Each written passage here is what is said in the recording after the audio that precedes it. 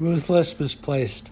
A lot of people are hard on other people, or perhaps even ruthless at times, because they refuse to be self-disciplined and hard appropriately on themselves. So we live in such a competitive world that unless there's a great deal of efficiency and structure, and that doesn't mean doing things that you hate doing. It means finding the things that you love doing and being very disciplined at those things, especially.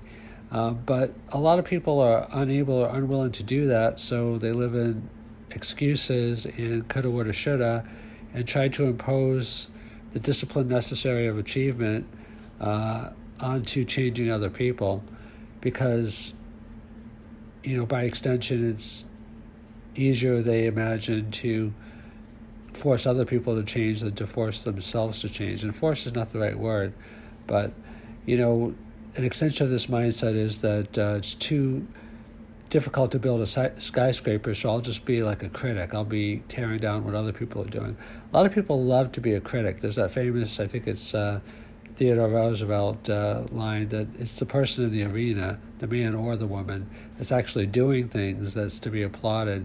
I mean, anybody can be a critic because everybody has faults, so being a critic is easy. Some people think they're so brilliant because they're like, oh, I'm the best critic. I analyze everyone's mistakes. But famously it said that, it's not about finding problems. Problems are everywhere.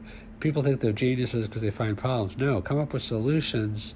That's where the genius is. That's where the money is. That's where the value is. Value comes from solutions. And,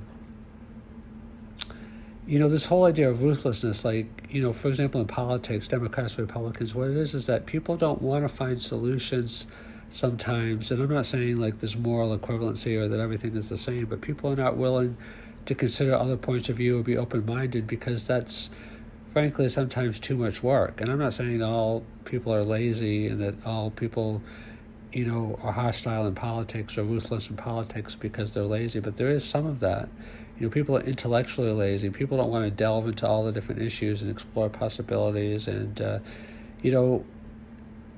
solutions are nuanced. They're kind of take part of this, take part of this, take part of that, put it together.